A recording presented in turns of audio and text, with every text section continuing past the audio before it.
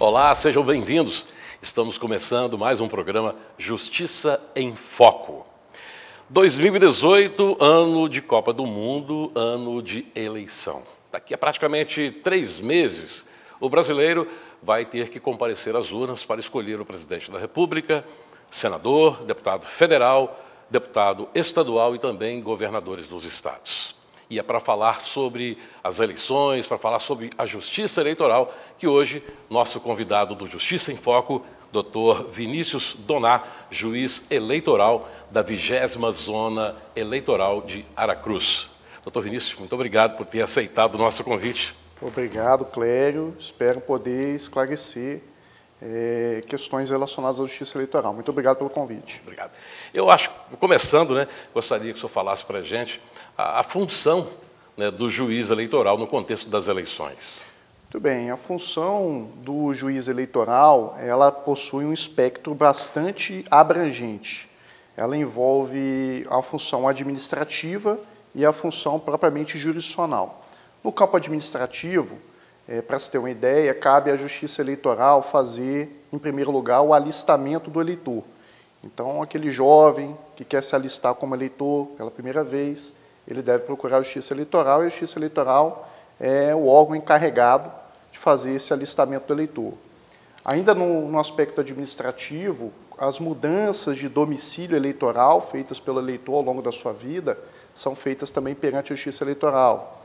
A exclusão do eleitor, quando do falecimento dele, ou a suspensão dos direitos políticos dele, também são feitas mediante o trabalho da Justiça Eleitoral. Além disso, ainda no aspecto administrativo, a Justiça Eleitoral ela é responsável por toda a preparação das eleições. Nós estamos aí no ano eleitoral, 2018, e cabe ao juiz eleitoral e aos servidores do Poder Judiciário Eleitoral preparar as sessões eleitorais, que são efetivamente os lugares em que os eleitores se dirigem no dia das eleições. Isso é algo que efetivamente dá muito trabalho, todo o treinamento de pessoal, treinamento dos mesários, preparação das sessões eleitorais, como eu falei. Então, isso tudo é papel do juiz eleitoral e da Justiça Eleitoral, no aspecto propriamente administrativo. Ao lado dessa parte administrativa, a Justiça Eleitoral também é responsável por julgar as ações eleitorais, e são inúmeras as ações eleitorais. Nós temos ações de impugnação de registro de candidatura, ações de impugnação de mandato eletivo, representações eleitorais, ações penais por crimes eleitorais. Então, isso tudo é julgado também por um juiz eleitoral. As pessoas normalmente acreditam que o juiz eleitoral e a justiça eleitoral só funcionam nos anos eleitorais. Dá essa impressão mesmo, né? Verdade. No Brasil, nós temos eleições a cada 2 anos, eleições ordinárias a cada 2 anos, revezando as eleições municipais, para a escolha dos cargos de vereadores e prefeitos, e as eleições gerais, como a desse ano, 2018, para a escolha de cargos de deputados estaduais, deputados federais, senadores da República, governador do Estado e presidente da República. Não obstante o fato de existirem eleições a cada 2 anos, o trabalho da Justiça Eleitoral é ininterrupto, funciona, portanto, todos os anos.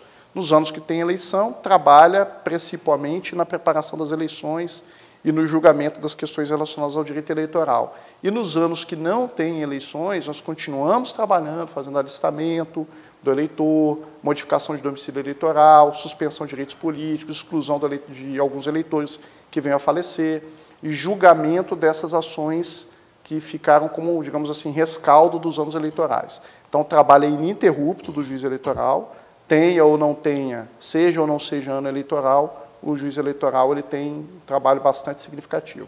No caso, tem a Justiça Eleitoral, no seu caso, que é a 20ª Zona Eleitoral lá de Aracruz. Julga-se somente daquela zona?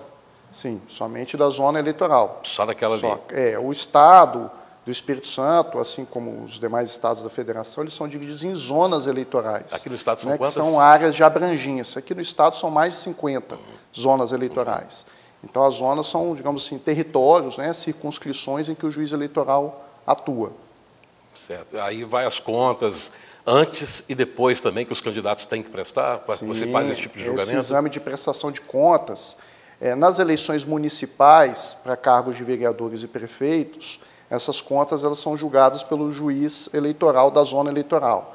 Nas eleições gerais, para cargos de deputados, estaduais, federais, senadores, governadores e presidentes da República, essas contas são apresentadas aos tribunais. Então, são julgados pelos tribunais regionais eleitorais e pelo Tribunal Superior Eleitoral, conforme o cargo. Doutor Vinícius, a gente percebe que a mudança é aos olhos vistos, né? Nós temos aí, antigamente, o voto através do cabresto, que a gente sempre fala, o coronelismo, né? E rios e mais rios de dinheiro nas campanhas eleitorais. Hoje mudou isso, né? Hoje a fiscalização e as normas estão mais rígidas em relação às doações, né? Sim, sem dúvida alguma.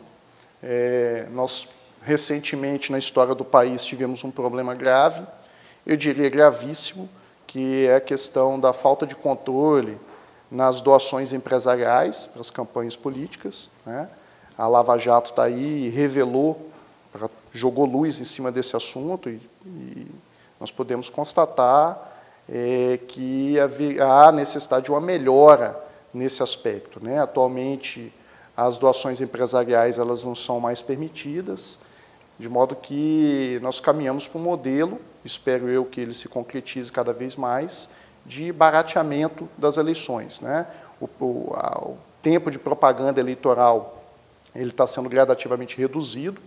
Esse ano, a propaganda eleitoral gratuita na TV, ela vai durar 35 dias apenas, é uma menor quantidade, se comparado com as últimas eleições, e esse modelo, visando o barateamento das eleições, acredito eu que é um fator contributivo para que a gente possa evitar essa ideia de coronelismo e evitar que empresas que não têm ideologia política nenhuma acabem contribuindo, muitas vezes até com candidatos de coligações opostas, visando oferir algum tipo de benefício lá na frente.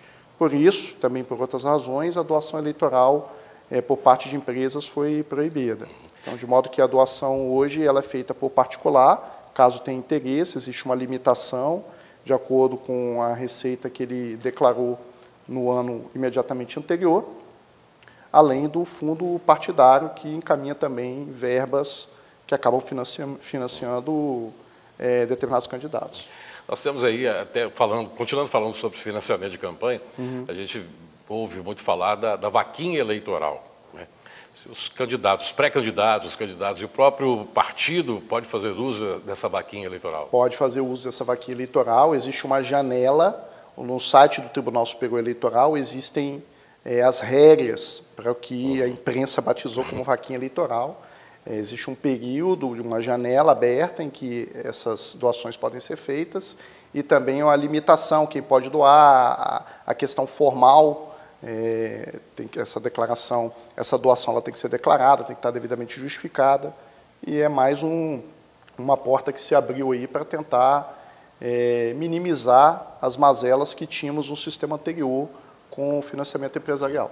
Isso até uma diferença muito grande, né?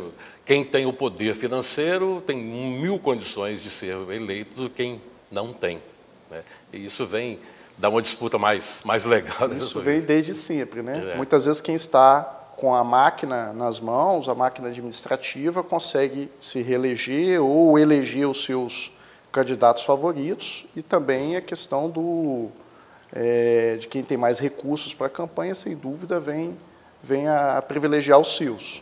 De modo que a questão do barateamento, esse caminhar em rumo ao barateamento das eleições é algo que eu acho bastante salutar. Doutor Vinícius, a participação da mulher na eleição, como candidata, existe uma cota, né, que cada partido tem que lançar. Sim, 30%. 30%, né? E muitas vezes essas mulheres são praticamente laranjas, apenas para poder constar ali dessa legislação. Existe alguma fiscalização por parte da Justiça Eleitoral nisso também? Olha, fiscalização sempre há, mas nem sempre é fácil você conseguir detectar essas situações. O que há necessidade de ocorrer, do meu modo de ver, é uma conscientização maior de toda a população e que o público feminino, que já é maioria entre os eleitores, O Brasil tem aproximadamente 150 milhões de eleitores. Salvo engano, o último número do Tribunal Superior Eleitoral foi em torno de 147 milhões de eleitores. Cerca de 52% do eleitorado brasileiro é formado por mulheres. Então, as mulheres representam a maioria entre os eleitores, de modo que a sua participação no tocante ao eleitorado é bastante significativa. E essa proporção ela não existe em relação às mulheres candidatas aos cargos públicos. Eu creio que com essa questão das cotas e na tentativa de uma representatividade maior das mulheres, acho que com o passar do tempo essa situação ela tende a se equilibrar um pouco mais. De fato, a situação atual ela é bastante desproporcional. Com relação a eventuais mulheres que se inscrevam ou se candidatem apenas para cumprir essa cota, sem nenhum tipo de pretensão, é algo que, na prática, é difícil de se fiscalizar. Mas, em tese, se houver comprovação disso, é possível que seja responsabilizado, tanto ela quanto o partido. Doutor Vinícius, eu gostaria, rapidinho, que o senhor falasse para a gente sobre as urnas eletrônicas. O que a gente vê, e até mesmo de fake news, dizendo que as urnas eletrônicas são facilmente hackeadas. Isso é verdade? Olha, questão polêmica das urnas eletrônicas, o que eu posso dizer é que as urnas eletrônicas elas estão em funcionamento no Brasil desde as eleições municipais de 1996. Portanto, há 22 anos essas urnas estão em funcionamento. Elas tiveram a sua utilização alargada nas eleições de 2000 e nas eleições de 2002, mas estão em funcionamento desde 1996, há 22 anos. De lá para cá, não se tem notícia de nenhum escândalo de fraude, de corrupção envolvendo as urnas eletrônicas. O que há aí é comentários de redes sociais. O brasileiro, ele não sem razão, bastante desconfiado. Né? Os escândalos de corrupção estão aí, então o brasileiro é um povo realmente desconfiado. Desconfia de todos os setores, todos os órgãos, inclusive das urnas eletrônicas. Mas o que eu posso dizer é que, primeiro, estão em funcionamento há 22 anos e não há nenhum escândalo de fraude envolvendo essas urnas. Segundo, existem testes públicos de segurança promovidos pelo Tribunal Superior Eleitoral com agentes externos, né, acadêmicos, peritos, que tentam burlar o sistema de segurança da urna eletrônica, e esses testes são feitos com periodicidade. E se tem aprimorado cada vez mais a segurança que as urnas eletrônicas devem ter. Quem quer fraudar, pode fraudar em tese, poderia tentar fraudar tanto a urna eletrônica quanto a eleição pela urna de lona, né, a manuscrita, escrita, antiga. Então, acho que a gente não deve culpar o instrumento. Se houver alguma tentativa, há de se culpar o criminoso. Né? Não se pode, para acabar com a pulga, matar o cachorro. Doutor Vinícius, para a gente encerrar, eu gostaria que o senhor passasse, para quem está nos assistindo, ao seu ver, a melhor forma de escolher os candidatos agora nas próximas eleições. Bom, a gente vive numa situação de bastante fake news, né? A questão do fake news, ele tem esse nome moderno, mas é algo que já existe desde sempre, né? Nas eleições locais, municipais, sempre temos esse problema de boataria, atualmente se chama fake news, são notícias falsas. Acho que o eleitor, ele tem que tirar um tempo da vida dele, assim como ele tira para algo tão menos importante quanto é o futebol, estamos em época de Copa do Mundo, ele tem que tirar para a eleição, pesquisar pela internet, o histórico daquele candidato que ele tem interesse, né, ver se responde a alguma ação criminal, se já foi condenado pela justiça, se responde a alguma ação de improbidade administrativa, saber o currículo dele, verificar se há uma identidade ideológica com aquele determinado candidato. Então, acho que o eleitor brasileiro tem que se preparar, ele tem que tirar um tempo para ele poder escolher o candidato dele com seriedade. Assim como ele tira uma parte do tempo dele para outras coisas da vida, ele tem que se atentar para a escolha do seu candidato. Não dá para mudar rapidamente. Se escolher errado agora, só daqui a 4 anos. Para senador, só daqui a 8 anos.